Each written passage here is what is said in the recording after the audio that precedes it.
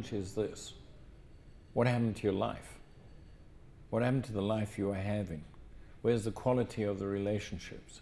Where is family life? Where is the aspiration and ambition that you had before?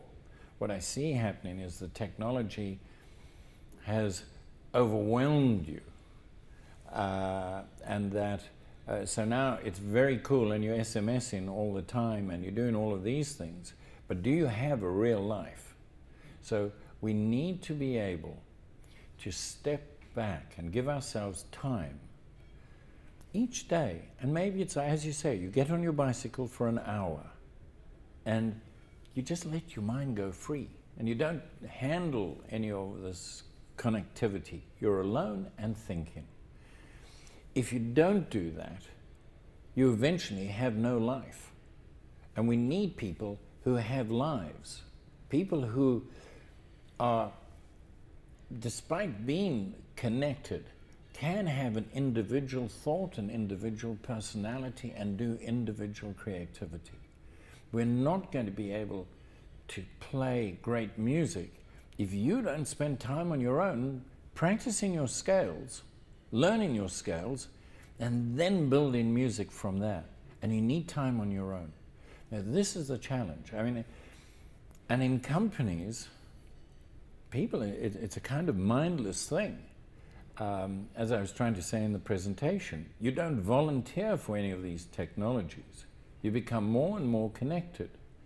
And eventually, you're working 24/7, which is very exciting, but you don't have a mind any longer. So we need to be able to practice pulling back. We need to relax. We need to exercise.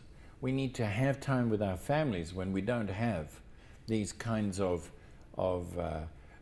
interruptions, that where people sitting at a table, you go to a family dinner table and half the people at the table are sending SMSs to people who aren't at the table, and you're having an intense relationship with somebody you hardly even know. So very simple things, I'm afraid. So it is a challenge. It is a challenge for us as a family. It's a challenge for us in our community. It's a challenge for the university, for our business school. How do we pull our people together to feel part of a community in which they can share ideas and share their faith and share a whole lot of things? So, yeah, challenge, sure it is.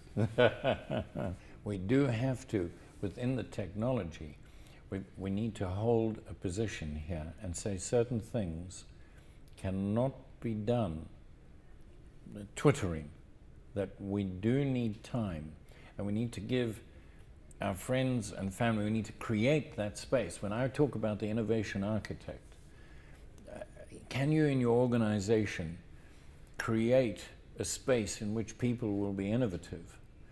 Maybe if you gave people in your organization an hour of silence, nothing more than that, it might be sufficient. But instead, what happens to you, do you know, the research is very clear on Facebook. Facebook users, when they get up in the morning, before they go to the bathroom, they have a look at Facebook. Something like 60% of all Facebook users. Whoa!